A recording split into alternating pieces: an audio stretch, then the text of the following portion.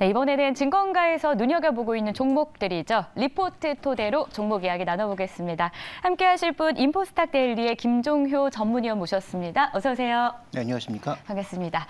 자, 오늘은 저희가 준비한 종목이 시청자분들의 마음을 시원하게 해주지 않을까 이런 생각이 들어요. 네, 뭐 가장 관심 많은 종목이라고 할 수 있겠죠. 맞추시는 분이 있을까 싶기는 한데 저희가 힌트를 한번 줘볼까요? 네, 뭐 국내 기업은 아닙니다.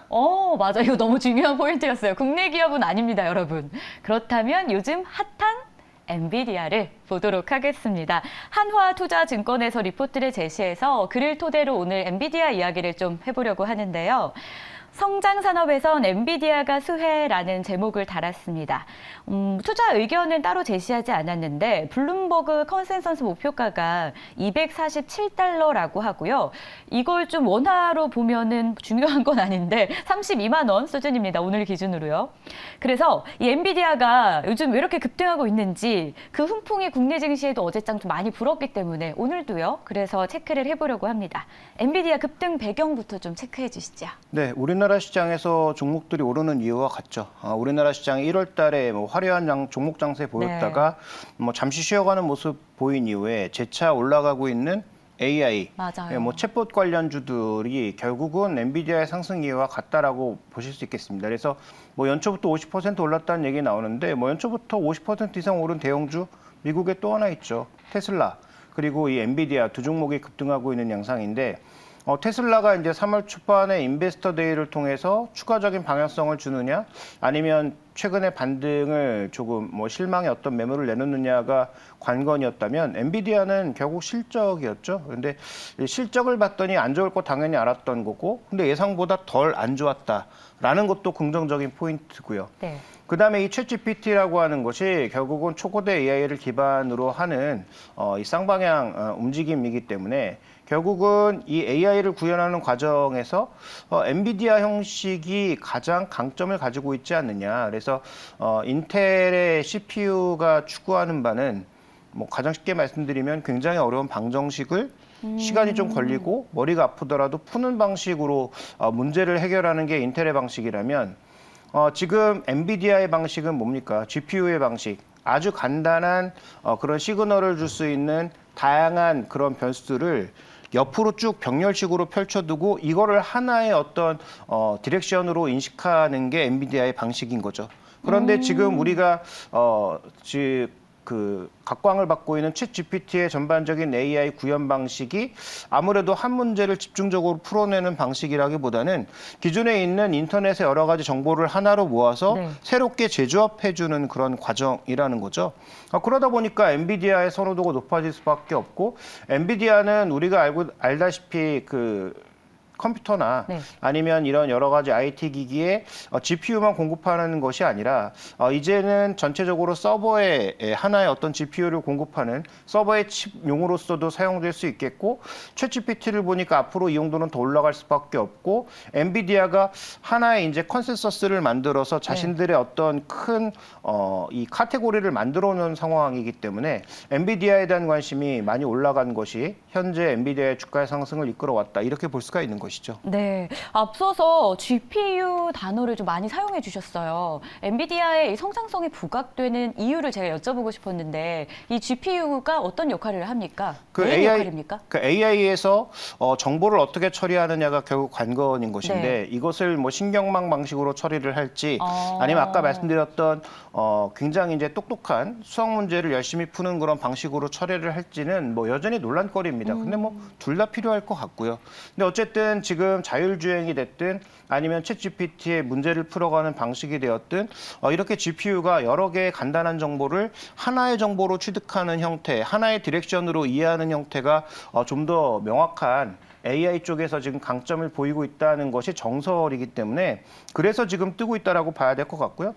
그다음에 그 엔비디아가 지금 하나의 옴니버스라고 하는 소위 플랫폼을 구축을 해서 엔비디아 단독으로 하고 있는 것이 아니라 다양한 소프트웨어 회사를 포함해서 여러 회사의 하나의 연합군을 가지고 가고 있는 형태이기 때문에 이 안에서 만들어지고 있는 다양한 그 APK 애플리케이션 개발 도구들 이런 것들이 앞으로 계속 개발되고 있고 이런 언어들이 많이 쓰이고 있다라는 점은 결국은 챗GPT 같은 방식이 앞으로 늘어난다면 근데 구글도 지금 따라오려고 하고 있지 않습니까? 네, 맞아요. 그래서 이런 방식이 늘어날수록 결국은 서버용 칩도 GPU를 많이 쓸 수밖에 없을 거고 그런 엔비디아 방식의 흐름이 쓰일 수밖에 없을 거고 AMD와 비슷한 엔비디아와 비슷한 AMD가 있지만 이미 엔비디아가 구축하고 있는 그 APK를 포함한 다양한 솔루션들 자체가 이미 그쪽으로 굳어진 상황에서는 옮겨 타기가 어렵거든요. 그러면 하드웨어, 서비스, 소프트웨어가 하나로 통합돼서 하나의 플랫폼 안에 얹혀질 수 있는 그런 구조로 가고 있다는 측면에서 보면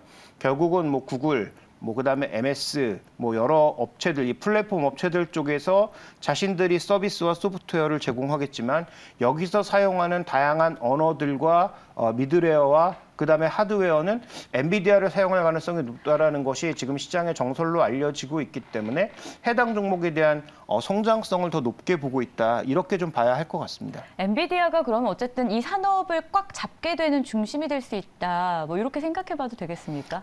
결론이 지금 100% 나왔다라고 할 수 없지만 네. 현재 지금 시장의 방향은 그쪽으로 좀 많이 기울어지고 있다. 근데 뭐 아시는 것처럼 아직까지 서버의 대세는 누가 뭐래도 인텔입니다. 네. 그리고 그 인텔 시장을 계속 이렇게 조금씩 범위를 넓혀가고 있는 게 엔비디아고요. 근데 앞으로 이제 AI용 서버가 늘고 그와 관련된 클라우드 서비스가 늘어나면 늘어날수록 서버 안에 실제로 GPU의 그 용량, 사용량, 네. 사용 범위 이런 것들이 늘어날 가능성이 높다고는 봐야 되겠죠. 자, 그렇다면 AI 산업에서 저희가 또 많이 궁금해하는 게 반도체랑의 연관성인 것 같아요. 엔비디아 곽강 받으면서 뭐 삼성전자도 좀 오르지 않을까 이런 이야기들 많았는데 오늘 사실 그런 흐름은 아니잖아요. 네, 어저께 근데 더 주가가 민감하게 움직였던 네. 것은 하이닉스였죠. 아, 하이닉스가 움직였던 것은 하이닉스가 최근 들어서 뉴스를 뭐 의도적으로 많이 내고 있는 것으로 보이는데 네. HBM이라고 해서 하이 밴드위스 메모리. 그래서 메모리를 이렇게 그 낸드 쌓는 것처럼 적층으로 쌓아서 그 DDR5를 더 빠른, 더 저전력에 더 많은 용량을 한꺼번에 처리할 수 있는 네. 그런 솔루션을 만들고 있다는 거죠. 삼성은 안 하냐? 삼성도 하고 있습니다. 네. 그런데 어쨌든 그 언론 플레이에서는 SK하이닉스가 좀 더 두드러지게 이런 것들을 자기들이 먼저 개발했다, 속도가 더 빠르다, 검증되지 않았지만 내놓고 있는 거죠. 그래서 뭐 언론 플레이라고 볼 수 있겠지만 어쨌든 워낙 그렇게 언론 플레이를 하다 보니까 자 그러면 이 GPU와 관련돼서는 여러 데이터를 한꺼번에 올려서 빠르게 처리하는 것도 중요한데 네. 그러면 그런 과정에서 HBM 메모리의 용도가 높아지지 않을까? 그런 어떤 기대감 자체가 올라왔던 거고요. 그래서 트래픽이 늘고 그다음에 올라가야 될 데이터 양이 늘면 결국은 GPU가 아무리 좋아도 밑단에서 램이 받쳐주지 못하면 이것도 또 쓸모가 없는 거죠. 그래서 함께 가야 되는 거네요. 네, 자연스럽게 같이 올라갈 수밖에 없다. 그래서 인텔이 잘 되든 뭐 엔비디아가 잘 되든 어떤 식으로든 향후 5G, 6G로 넘어가는 이런 과정과 그다음에 AI로 인해서 트래픽이 급증하는 그런 상황에서는 네트워크 내 트래픽도 급증할 거고요. 서버 내 트래픽도 급증할 거고요. 와. 그러면 그런 과정에서 전력을 조금이라도 덜 먹고 더 빠른 데이터 처리를 위해서는 결국은 메모리 자체도 단계를 올릴 수밖에 없다. 그래야 할 것 같아요. 네, 그래서 예전처럼 아마 서버의 총량을 늘리는 것도 언젠가는 해야 되겠지만 지금 당장 해야 되는 것은 기존에 가지고 있는 그 서버 안에 메모리의 교체와 관련된 그런 수요도 나타날 수 있겠다. 좀 이렇게 봐야 될 것 같습니다. 그래서 반도체 쪽은 지금 어느 하나만 움직이고 있는 게 아니고 이렇게 움직이고 있고요. 또 그다음에 그 밑에 땅까지 우리가 범위를 넓혀보면 뭘 생각해 볼 수 있느냐. 이 HBM은 그냥 만드느냐? 그렇지 않다라는 거죠. 더 한 단계 높은 미세 공정으로 가야 되고요. 그 미세 공정으로 가기 위해선 소재도 다 바꿔야 되고 장비도 다 교체해야 되고 여러 가지 이제 추가적인 투자가 나올 수밖에 없다는 거죠. 그러니까 미세화 공정과 관련된 종목도 영향을 받을 수밖에 없고요. 그 미세화 공정에서 가장 중요한 것은 후공정이고요. 따라서 후공정 종목 중에서 두드러진 종목군들 여전히 강세를 보일 수밖에 없고요. 그다음에 이제 이러한 공정을 하기 위해서는 EUV가 극단적으로 필요하니까 EUV와 관련돼 있는 종목군들, EUV 소재를 제공하는 종목군들 여전히 각광을 받을 수밖에 없는 그런 네. 그림에 놓여 있다. 이렇게 볼 수가 있는 것이죠.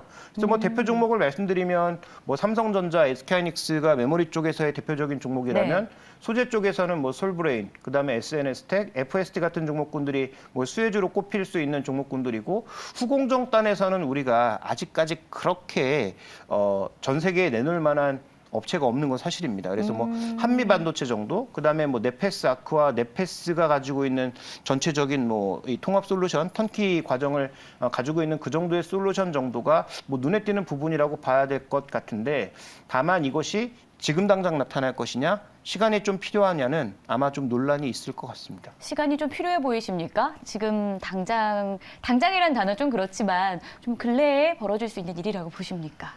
근데 우리가 이제 그 한번 되돌아보면 네. 이 리포트에 대한 총평도 지금 같이 말씀드리고 네, 싶은데, 명암이 있는데 너무 명만 강조하고 있다는 거죠.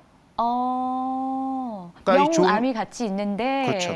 좋은 거 다 알고 앞으로 좋아질 건 뻔하고 앞으로 나아가야 될 길인데, 우리가 한 가지 생각해 보셔야 될 건 뭐냐면 불과 한 2년 전에 불었던 이 코인 열풍. 네. 생각해 보시면 그때도 엔비디아가 엄청나게 수요 당긴다 하면서 올랐던 적이 있죠. 네. 근데 거기서의 암은 뭡니까? 이 실제로 그 시장이 얼마나 커질지, 앞으로 그 시장에 있어서 얼마만큼의 투자비가 나타날지에 대한 건 차치하고서라도 엄청난 전력비, 엄청난 전력량 투하가 있어야 된다는 거죠. 근데 지금 우리가 뭘 걱정하고 있죠? 러시아 끊어내면서 전 세계 가스 가격과 전기료가 여전히 올라갈 가능성을 계속 고민하고 있지 않습니까?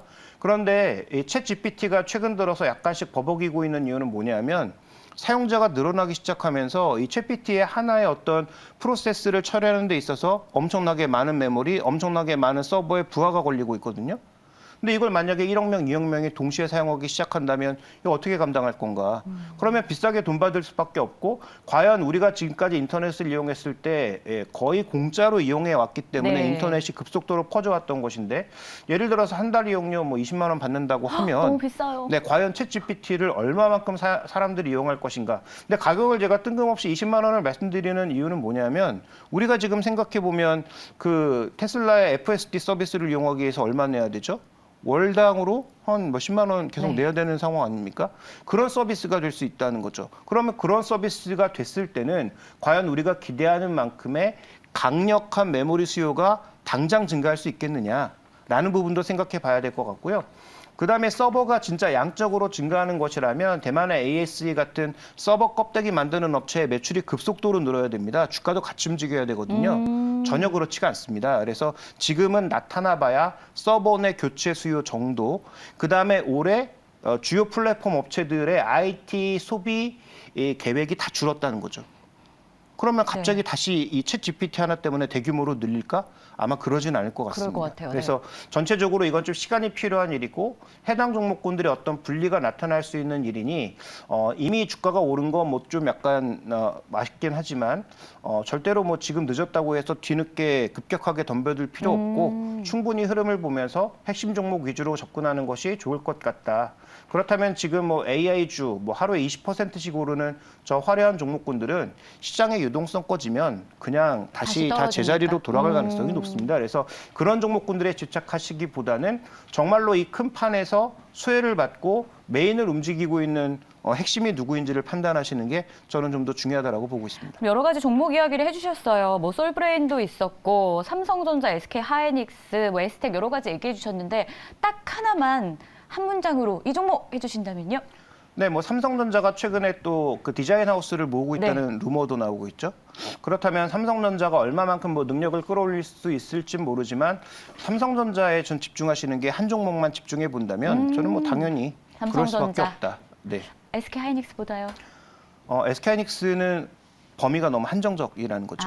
그래서 우리가 좀 더 뭐 범위를 넓혀서 지금 메모리뿐만 아니라 비메모리 쪽, 뭐 설계 쪽 이런까지 살펴봤을 때는 M&A 여력도 있고, 그다음에 개발 능력도 일부 있어 보이고, 그다음에 다방면으로 개발할 수 있는 또 솔루션을 붙일 수 있는 삼성전자가 탑픽일 수밖에 없다라고 말씀드리겠습니다. 네, 앞서서 명암에 대해서도 이야기를 해주셨어요. 그림자에 대한 언급이 없다라면서 일단 뭐 리포트는 지켜보면 좋겠다 이렇게 좀 내용을 전달해 주셨는데요. 오늘 저희 리포트 종목은 여기서 좀 마무리를 지어볼게요. 사실 농심도 준비를 하셨어요. 그런데 엔비디아가 워낙 어제 오늘 글로벌 자체에서 핫하다 보니까 좀 집중 있게 다뤄봤고, 궁금한 점들 시청자 여러분들의 댓글 다신 것들도 추가로 한번 좀 여쭤봤습니다.